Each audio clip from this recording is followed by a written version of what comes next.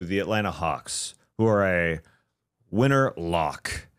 Not necessarily for who they drafted, although obviously it's a good pick at number 23.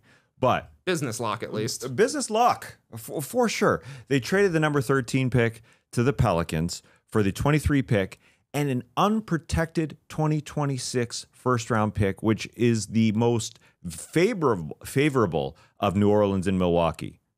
You don't see that very often, the more favorable pick. Usually it's the weaker pick. But we're talking about New Orleans or Milwaukee, and if one of them could be bad, you traded the 13 pick for the 23 pick this year, and one of those, which could be a replication of another 13 pick, easily.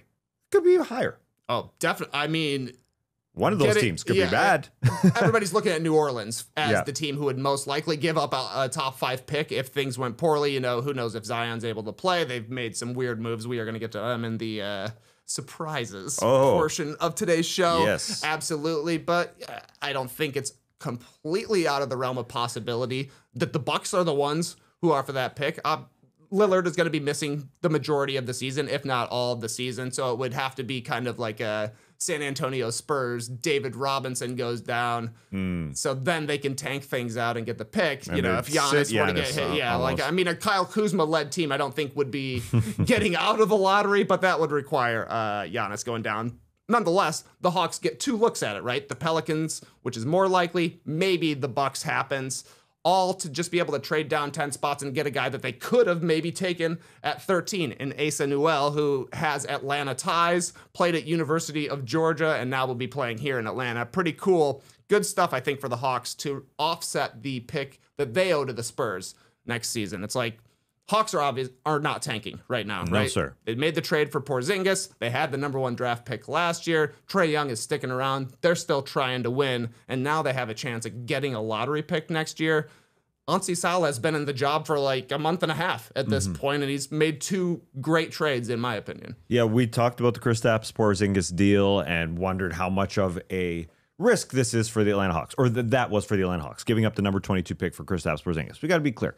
It may be. We may have seen the best day of Kristaps Porzingis in the past. We seriously don't know, so maybe that was a risk. But then you turn around after trading the number 22 pick and getting the number 23 pick in this one for the 13. They draft Asa Newell, who, yes, maybe not a prototypical star in this league, but by some accounts, the analytics model view him more favorably than the eye test, and that's a good sign. And then, yes, as you said, Onsi Saleh making the move to get that 2026 first-round pick as well. So they are making sure that things don't go awry immediately by giving up a pick for Kristaps Porzingis, and if that doesn't go well, then there's the ridicule. But you get the pick next year, again, which could be very solid. I doubt it's going to be the Bucks just because Giannis Antetokounmpo is the guy, but... More likely the Pelicans for sure, but all it takes is Giannis missing 40 games or something, you know, and then the Bucks are definitely falling down the standings.